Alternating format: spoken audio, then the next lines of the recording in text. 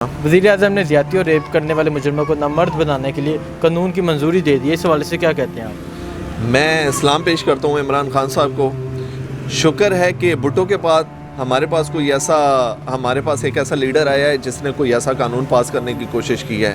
इस मुल्क के अंदर तो मेरे ख्याल में जितने पहले साबका वज़ीर-ए-आज़म आए वो भी नामर्द ही थे, उन लोगों ने ऐसे कानून ही पास नहीं किए।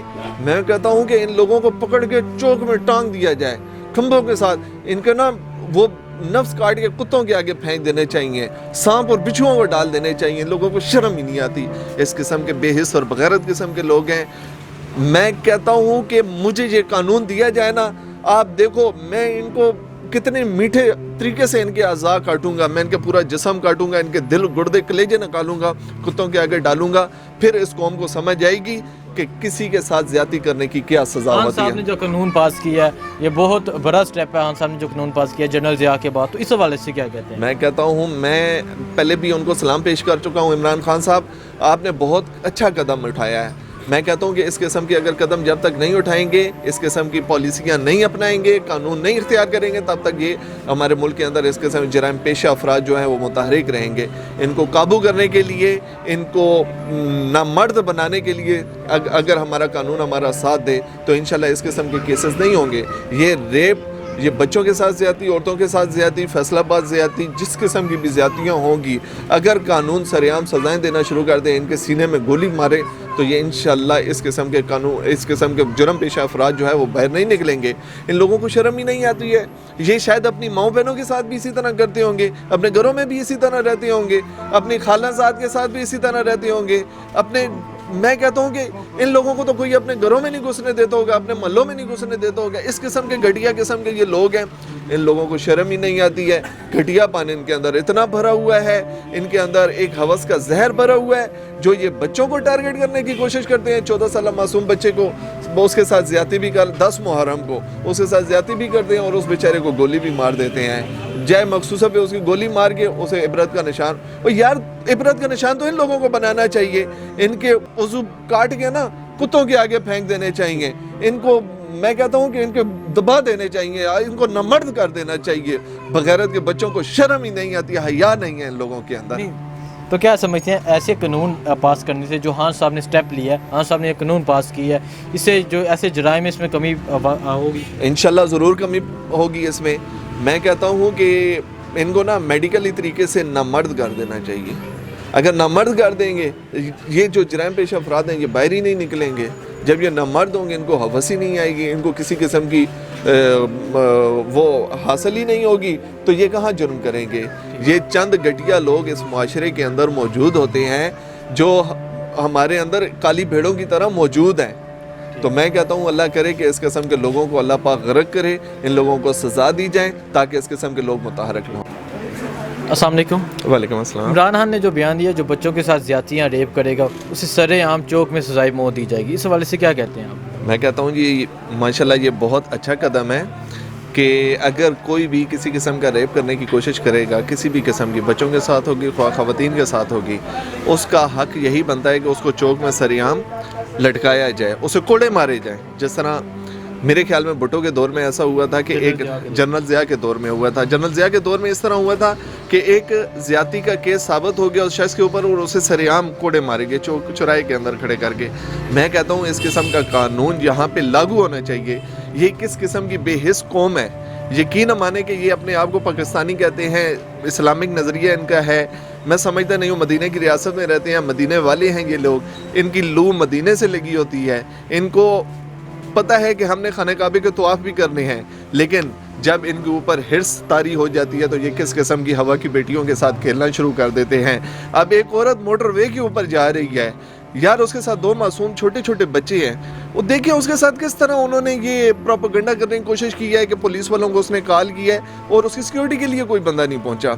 उसकी सिक्योरिटी के लिए सबसे पहले वो डाकू आए हैं, उन्होंने शीशा तोड़ा और उस औरत को ज़बरदस्ती बाहर निकाल के खेतों की तरफ लेके जाते हैं। मासूम बच्चों के दिल पे क्या गुजर रही होगी, मासूम बच्चे क्या सोच रहे होंगे कि हमारी माँ के साथ क्या हो रहा है। क्या हम इस किस्म के सिक्योर हो चुके हैं इस मुल्क के अंदर? इमरान खान साहब, मैं आपसे آپ کی حکومت سے خوش ضرور ہوں، لیکن یہاں پہ آ کے آپ کے انصاف سے آ کے مجھے دکھ ہوتا ہے کہ کیا خان صاحب نے یہ اعلان کر دیا کہ جو ایسا مجرم ہوگا اسے سرے عام چوک میں پھانسی میں دی کہتا ہوں کہ انہوں نے بہت اچھا قدم اٹھایا ہے، انہوں نے ہر لحاظ سے یہ قدم اچھا اٹھایا ہے، مجھے اس قدم کے اوپر میں ان کو اپریشیٹ کرتا ہوں، میں مبارک دیتا ہوں، لیکن یہ قانون ہونا بھی تو چاہیے نا۔ اگر گناہ گار لوگ ہیں ان گناہ گار لوگوں کو سریعام لٹکایا جائے، ان کو کوڑے مارے جائیں، اگر ان کے اوپر جرم ثابت ہو جاتا ہے، ڈی این اے ٹیسٹ ان کے ثابت ہو جاتے ہیں۔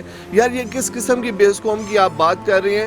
قبروں سے مردے نکال لیتے ہیں، اس واچر کو دیکھیں، وہ جو جا کے دیکھتا ہے کہ قبروں میں جس قسم کے جب بھی مردے کو دفن کیا جاتا ہے، لیڈیز مردے کو دفن کیا جاتا ہے، وہ وہاں سے نکال کے اس کے ساتھ زیادتی کرنا شروع کر دیتا ہے۔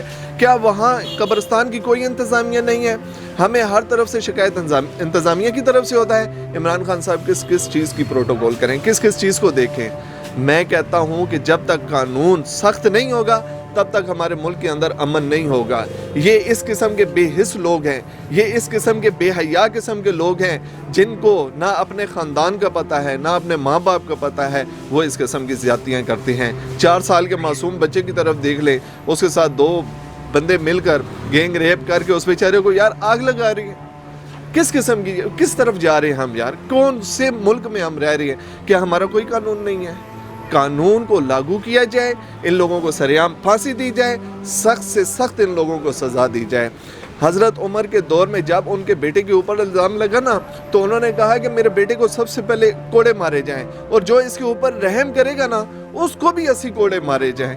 جب تک ہمارے اوپر عدل و انصاف نہیں ہوگا، عمر جیسا قانون لاگو نہیں ہوگا، تو میں کہتا ہوں کہ اس وقت تک یہ لوگ سیدھے نہیں ہوں گے۔ ایران کے اندر ایک لڑکی کے ساتھ زیادتی کی گئی، جرم ثابت ہو گیا، مجرم پکڑا گیا، چوک کے اندر لٹا کر سریعام اس کے سر میں گولی ماری گئی ہے۔ میں کہتا ہوں اس قسم کے واقعات 2-4 ہو جائیں، ان لوگوں کو بجلی کے کھمبوں کے ساتھ لٹکا کر آگ لگا دینی چاہیے۔ اس قسم کے واقعات ہوں تو انشاءاللہ یہ آپ کو کسی قسم کی یہ بے حیائی نظر نہیں آئے گی، اس قسم کے ریپ کیسز نہیں ملیں گے۔ صرف قانون ہمارا ناقص ہے، 4 دن کے بعد لوگ چھوٹ جاتے ہیں۔ ججوں کے اوپر میں کیا بات کروں؟ ججوں کو اللہ پاک ہدایت دے، کیا ان کے دل کے اندر، ان کے دلوں میں رحم ختم ہو چکا ہے؟ ججوں کے دل کے اندر یہ جج کچھ بھی نہیں کر رہے ہیں۔ جج قانون پکڑتا ہے تو جج چھوڑ دیتے ہیں، یا تو یہ ہمارا قانون 4 پیسے لے کر چھوڑ دیتا ہے۔ سمجھ نہیں آتی کہ یہ لوگ کس طرف جا رہے ہیں، کون سی ریاست کی طرف جا رہے ہیں۔ ہم پرامن شہری بننا چاہتے ہیں، کیا ہمیں پرامن شہری نہیں بننے دیا جائے گا؟